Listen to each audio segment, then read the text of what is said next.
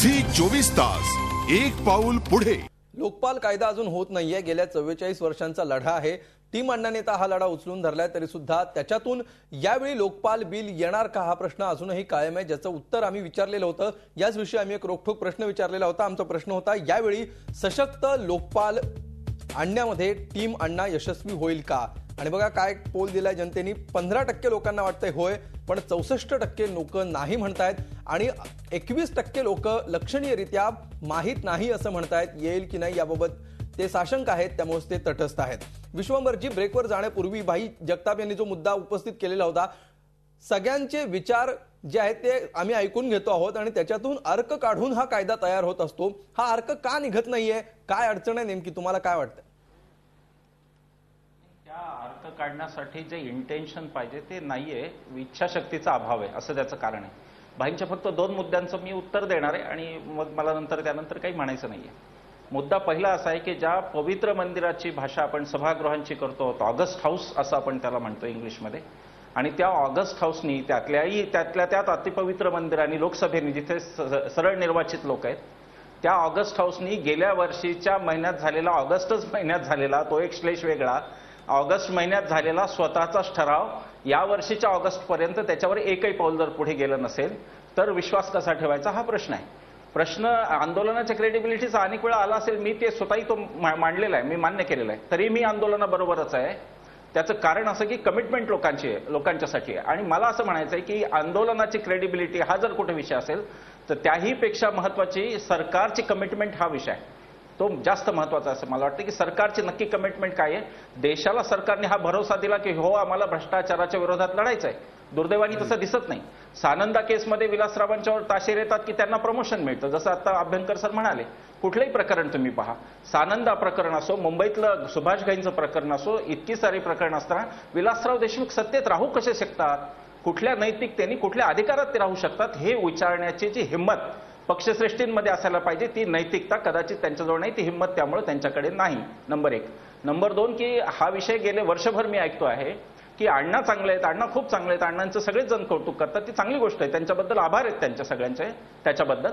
परंतु प्रश्न असा आहे की टीम अण्णा वाईट आहे असा नेहमीच मुद्दा येतो। आता अरविंद केजरीवाल, किरण बेदी किंवा कोणाबद्दलही काही आक्षेप आहेत ते मान्यच आहेत। मुद्दा असा आहे की समजा ही प्रामाणिक तळमळ जर काँग्रेसची होती किंवा सत्ताधाऱ्यांची, या अर्थाने भाई मी म्हणतो, मी पक्षीय भेद मानत नाही किंवा मी पक्षाला तुमच्या बोलत नाहीये, सरकार म्हणून जर तुमची ही भूमिका होती की अण्णांचं काही प्रश्न नाही, अण्णा चांगले आहेत, तर थेट अण्णांशी संवाद करण्याचे किती प्रयत्न झाले। जो एक चोरून लपून प्रयत्न झाला सलमान खुर्शिदांच्या करवी, त्यालाही पुढे अण्णांनाच उलट उघड पाडलं सरकारने। मुद्दा असा आहे की सरकारची जर प्रामाणिक इच्छा असली तर कोणी रोखलंय? राळेगण सिद्धीत कधीही कोणाचंही स्वागत आहे। उलट पक्षी असं दिसतंय की जे महाराष्ट्रीयन नेते आहेत त्यांना सरकारने प्रक्रियेत कुठंच ठेवलेलं नाहीये। पृथ्वीराजेंच्या सारखा माणूस आहे, प्रामाणिक माणूस आहे, काहीच प्रॉब्लेम नाही, पृथ्वीराजेंचं स्वागत आहे, परंतु पृथ्वीराजेंना काँग्रेस श्रेष्ठींनी चर्चेतच ठेवलेलं नाहीये। त्याचं कारण असं की चर्चा प्रामाणिकपणे व्हावी, अण्णांशी मराठीतूनच बोलणारा नेता असावा, हे मी गेल्या वेळच्या आंदोलनापासून म्हणतोय, परंतु हे होऊ शकलेलं नाही। त्याचं कारण की प्रामाणिकतेचा अभाव आहे असं आता आम्हाला वाटायला लागलंय की अण्णांशी चर्चा करून खरंच थेटपणे प्रश्न सोडवण्यात काँग्रेसला रस आहे का, काँग्रेसला पुन्हा म्हणण्यापेक्षा सरकारला रस आहे का असं मी म्हणेन, हा खरा प्रश्न आहे। मला वाटतं या 2 गोष्टी पुरेशा आहेत या आंदोलनाला पुन्हा एकदा नैतिक बळ देण्यासाठी। अगदी। अजित अभ्यंकर, तुम्ही काय म्हणाल यावर? या प्रश्नाचं उत्तर मिळत नाहीये की या प्रश्नाचं उत्तर शोधायचंच नाहीये आणि ते कधीच शोधलं जाणार नाही, त्याच्यामुळे हे आंदोलन असं सुरू राहिलं काय, उपोषण सुरू राहिलं काय, किंवा कितीही वर्ष हा लढा सुरू राहिला का, याचं उत्तर मिळण्याची अपेक्षा जनतेने करू नये असं तुम्हाला वाटतं का? हे बघा, राज्यसभेमध्ये 30 आणि 31 डिसेंबरला जे काही झालं ते सगळ्या देशाने पाहिलेलं आहे की त्या दिवशी काँग्रेसनी आणि भाजपनी वेगवेगळ्या रस्त्यांनी परंतु एकाच उद्दिष्टासाठी काम केलं, ते म्हणजे हे बिल त्या दिवशी पास होऊ नये, कायद्यात परिवर्तित होऊ नये यासाठी पद्धतशीरपणे त्यांनी काम केलं। तो सगळा त्या दिवसाचा इतिहास मी तर पुन्हा उजळू इच्छित नाही, परंतु त्याच्यामुळे आता जे बिल पुन्हा मागे गेलं ते जावं अशीच या दोघांची इच्छा होती आणि त्याप्रमाणे ते झालेलं आहे। माझ्या मते यामध्ये जर आता खरोखरच कुठं काही कमी पडत असेल तर ते 2 गोष्टी कमी पडतात मला असं वाटतं की एक म्हणजे हे जे आंदोलन आहे या आंदोलनाला एक धोरणात्मक, ज्याला आपण म्हणतो आर्थिक राजकीय धोरणं जी आहेत सरकारची, विशेषतः आर्थिक धोरण जे आहे त्या धोरण आणि जनतेचे ज्या दैनंदिन समस्या आहेत त्या दोन्हीची जोड जर दिली, 1 आणि 2 म्हणजे राजकीय दृष्ट्या एक स्पष्टपणाने राजकीय भूमिका घेऊन जर हे आंदोलन पुढे आलं तर हे या देशातल्या सत्ताधारी जे भाजप काँग्रेस दोन्ही राष्ट्रवादी सगळे एकच आहेत, शिवसेना हे सगळे एकच आहेत बेसिकली, यांच्या सगळ्या समन्वयाने चालणाऱ्या या भ्रष्टाचाराच्या विरोधामध्ये, या भ्रष्टाचारी व्यवस्थेच्या विरोधामध्ये आपल्याला लढायचं आहे. त्यासाठी राजकीय आंदोलनाची गरज आहे. व्यवस्थात्मक व्यवस्थेच्या विरोधात जी आंदोलनं असतात ती अशी इन्सिडेंटल होऊ शकत नाही, त्याचा इव्हेंट होऊ शकत नाही. अगदी हा इव्हेंट आणि इन्सिडेंट करण्याचा जो एक प्रयत्न होतोय त्याच्यामुळे कुठेतरी याला खीळ बसतेय. आणि हे जे आम्ही सगळ्याच राजकीय पक्षांना समान लेखतो अशा प्रकारची एक चुकीची काहीतरी सर्वसमावेशक दृष्टी टाकून काँग्रेसही त्याच पारड्यात आणि कम्युनिस्टही त्याच पारड्यात असं जर तुम्ही टाकायला लागलात तर तुम्हाला राजकीय टोकच, ज्याला राजकीय टोकच नाही त्याला राजकीय पायच नाही आणि ते पुढे कधी जाणार नाही. माझ्या मते ही याची मुख्य समस्या आहे. याचा कुठेतरी विचार सावंत काय म्हणाले? मला असं म्हणायचं की अभ्यंकरांनी या ठिकाणी जे सांगितलं की 30-31 डिसेंबरला काय झालं, माझी आपल्याला विनंती आहे की एक दिवशी ते सगळं प्रोसिडिंग सगळ्या भारताला बघू देत. काँग्रेसने ज्या पद्धतीने ज्या प्रकारचं बिल आणलं होतं त्याची चीरफाड किती चुकीचं आहे, रोगापेक्षा इलाज भयानक आहे. त्या ठिकाणी अशा तऱ्हेचं अतिशय उत्कृष्ट भाषण त्या ठिकाणी संसदीय इतिहासामध्ये स्मरणात राहील अशा तऱ्हेचं त्या ठिकाणी भाषण केलं. याच्यावर सगळ्या देशामध्ये नंतर विविध लेखांमधून चर्चा झाली. अगदी. आणि म्हणून मला असं वाटतं कम्युनिस्टांना जर असं म्हणायचं की आम्ही ते, मग यांनी फार मोठी चळवळ का चालवली नाही. आज भ्रष्टाचाराने बरबटलेलं सरकार असं तेच म्हणतात, तेच सरकार गेली 10-12 वर्ष यांच्या पाठिंब्यामुळे राहिलेलं आहे.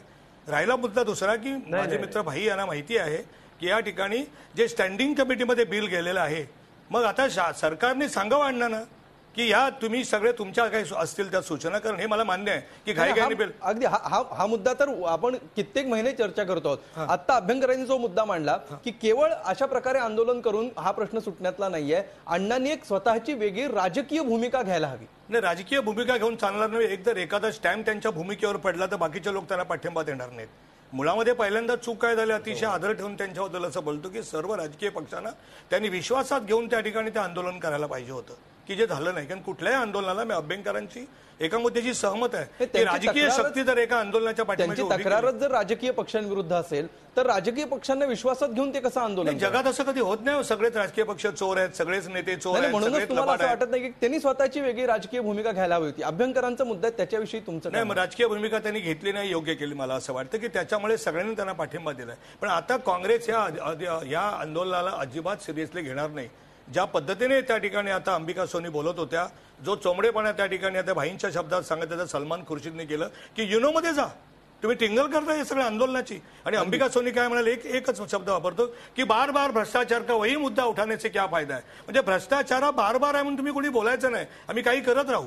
मला असं वाटतं की अतिशय अयोग्य आहे. आणि म्हणून स्टँडिंग कमिटीमध्ये त्या ठिकाणी आता शासनाने सगळ्या देशाला अण्णांना सांगायला पाहिजे की पुढच्या अधिवेशनामध्ये सर्वंकष स्थायी समितीमध्ये आम्ही चर्चा करून एक चांगलं विधेयक त्या ठिकाणी आम्ही आणतो असं आश्वासन दिलं पाहिजे की जे देणार नाही शासन. अगदी. भाई काय म्हणाल? 2-3 महत्वाचे मुद्दे उपस्थित झाले. राजकीय भूमिकेविषयी पहिल्यांदा बोला. अण्णांनी राजकीय भूमिका घेतली असती तर आज चित्र वेगळं असतं असं तुम्हाला वाटतं का? मला काय बोलायचं तर मला ठरवण्याचा थोडा अधिकार द्या. नाही, मी तुम्हाला फक्त पहिला प्रश्न हा सांगितला, तुम्ही सगळ्या प्रश्नांवर उत्तर देऊ शकता. मी फक्त एवढंच सांगतो, विश्वंभर चौधरींच्या त्या मुद्द्याचं फक्त एवढंच सांगतो की हे खरं आहे की अण्णांना पंतप्रधानांनी पत्र लिहिले, अण्णांच्या सांगण्यावरनं त्या कमिटीचं गठन झालं. हे झी 24 तास एक पाऊल पुढे.